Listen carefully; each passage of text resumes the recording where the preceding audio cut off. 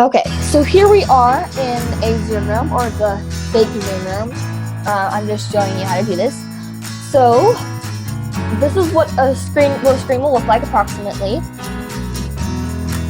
And you can, if you click this microphone looking thing, it'll mute your mic so other people can't hear your background noise, which if you're in a meeting, you'll probably want to do that unless you're actually like discussing. If there's like a ton of people, you probably want to mute your mic.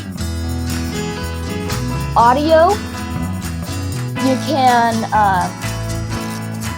here's your computer, you can test your mic or automatically use the computer audio when you join a meeting, which is what I usually do. You can go over to dial in, and you can dial one of these numbers, and it'll give you the instructions, or you can just see my dial in by phone video. But anyway, so you can dial in here. One of these numbers, it'll give you the instructions. You type in the meeting ID when it tells you to, and if it's the ID, if you're already on the computer. Or you can just dial in and, you can watch other videos. But anyway, if you click on your camera, then it will turn off your camera. Click on your camera, the camera button. You can go over to settings, and you can look at the settings for video, for your audio. You can test your mic and stuff. You can check all these different preferences, feedback, recording, upgrade to pro. We're not going to go over those though. You go over to invite, then you'll see something like this. It might be a little bit different, and you can copy URL. So then you paste. Control V, by the way, is paste. Then you can others when you email it to them will be able to click on that link to be able to join the meeting. You can also copy invitation. That will give them instructions on how to join and all that stuff. Participants, you'll be able to see there are more people in the room. You'd see more people in the room. And you can raise your hand, and the host will be notified. You can rename yourself. And a host would have a lot more information, a lot more power. They can rename the participants and mute the participants, all that stuff. But as just a regular participant, you won't have that kind of power. Then you can share your screen as long as someone else isn't already sharing their screen. And you choose which screen you want to share. You can share your, your web browser, whatever it is you have open. I usually just share my desktop because that just shares everything that I have on my computer, or whatever I'm looking at, my focuses.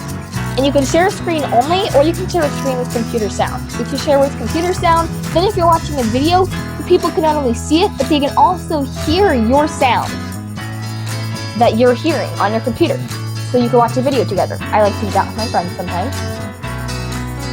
Okay, so click desktop, and this is my desktop. And if there were more people in the room, you'd see more videos or cams or whatever right here. And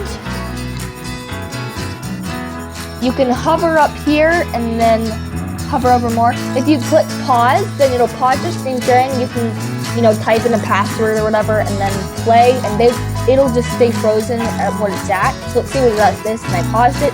I could go check my email and come back, and you wouldn't be able to tell because it could be kind of freezing it. You can share a new window, and I think I'm going to show you that in just a second. It's basically the same thing as screen share, but without having to stop sharing and reshare to share a new window. Like if you're in PowerPoint and you wanted to share your web browser, that's what you had to do before, but that's a new update from Zoom. You don't have to do that anymore. So you can manage participants, chat, record, disable attendee annotation.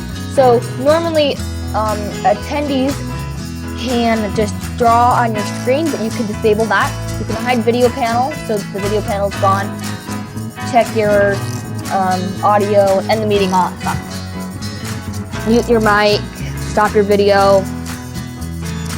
Then, so this is sharing a new window. You can choose whichever new window you want to share. So if you want to annotate, this will pop up, sorry.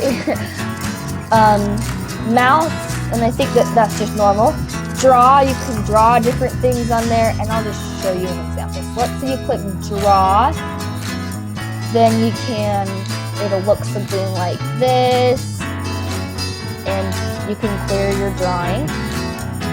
And then there's a spotlight, and spotlight's pretty cool. It'll look something like this, and you can go, oops, and click on different things. You can go over to eraser and erase different stuff. You can undo, redo, clear all that stuff. So that's pretty cool, and then others can generally do that in theirs unless you didn't disable attendee annotation. So that's how to share your screen. You go over to chat. If there were other participants, it would show them in the list over here, and you could click on their name and it would send them a private chat so that no one else can see your chat. And you could just type in right here and it'll send it to everybody. And then you can record. And if you want to record, you'll have to make sure you have space in your computer, because I know some people that don't have space enough on their computer to save a recording. So you'll need to make sure you have plenty of space in your computer, which I don't usually have a problem with that. So if you record afterwards, it might ask you to